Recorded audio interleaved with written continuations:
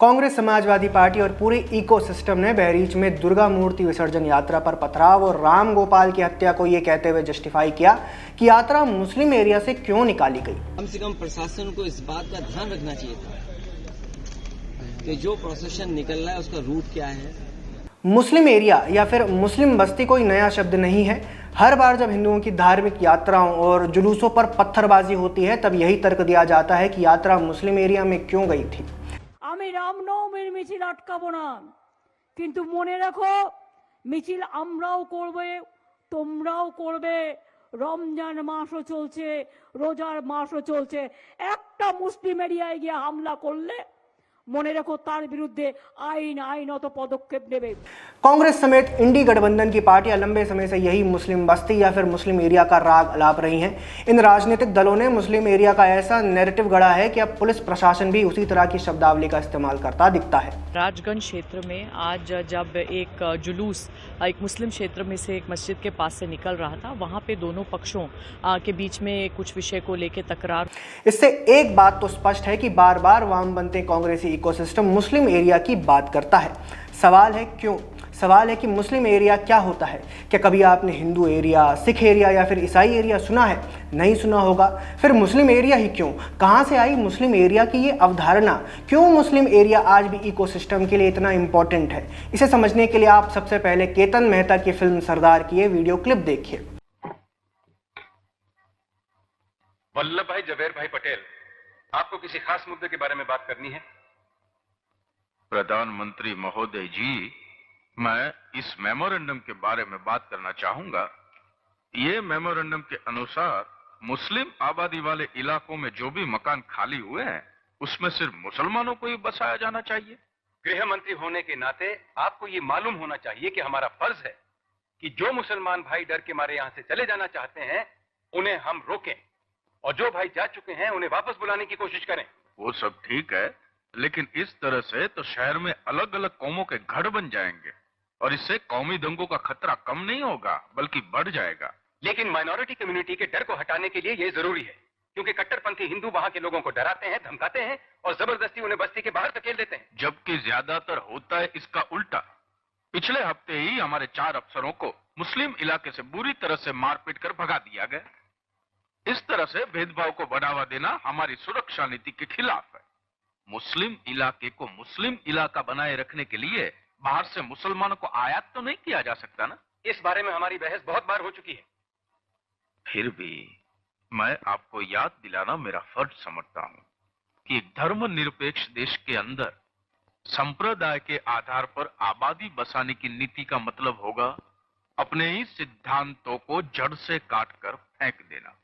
तो आपने देखा कि तत्कालीन गृह मंत्री सरदार पटेल कहते हैं कि मुस्लिम एरिया में खाली हुए घरों में मुस्लिमों को ही क्यों बसाया जा रहा है।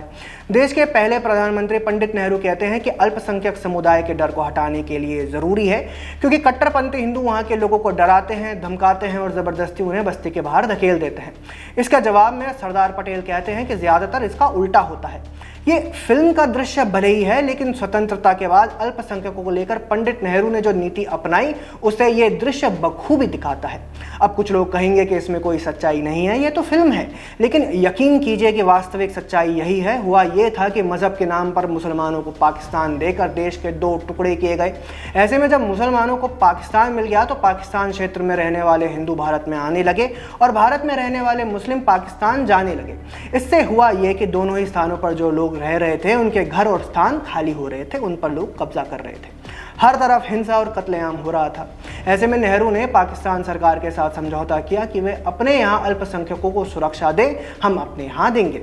इसे नेहरू लियाकत समझौता कहा गया। नेहरू लियाकत समझौते या फिर दिल्ली समझौते का पाकिस्तान ने पहले दिन से पालन नहीं किया, लेकिन नेहरू ने अक्षरशः उसका पालन किया, बल्कि उससे कहीं अधिक उन्होंने मुसलमानों के लिए किया। इतिहास बताता है कि नेहरू सरकार का प्रयास था कि मुसलमान यहाँ से जाए ही ना, और अगर जाएं तो फिर उनके घर जो खाली हुए हैं उन घरों में मुसलमानों को ही बसाया जाए। भले ही कांग्रेसी वामपंथी इतिहासकारों ने इस तथ्य को इतिहास में दर्ज नहीं किया है, लेकिन कई शोध पत्रों में अप्रत्यक्ष तौर पर यह बात सामने आई है कि मौखिक तौर पर अधिकारियों को ये आदेश दिए गए थे कि मुस्लिम क्षेत्रों में जो घर खाली हुए हैं उनमें मुस्लिमों को ही बसाया जाए।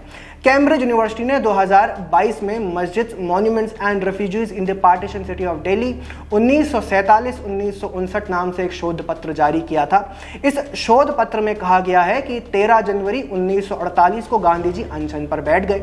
गांधी जी की मांग थी कि दिल्ली में गैर मुस्लिम जितनी भी मस्जिदें रहने के लिए इस्तेमाल कर रहे हैं उन्हें खाली करें।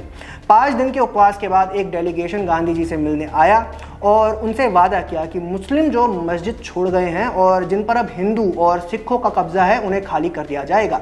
इसके साथ ही डेलीगेशन ने वादा किया कि जो इलाके मुसलमानों के लिए अलग किए गए हैं उन पर भी कब्जा नहीं किया जाएगा। डेलीगेशन ने जो कहा उसे ध्यान से समझिए। उन्होंने कहा जो इलाके मुसलमानों के लिए अलग किए गए हैं, यहीं से मुस्लिम एरिया, मुस्लिम इलाके या फिर मुस्लिम बस्ती की अवधारणा बनाई गई।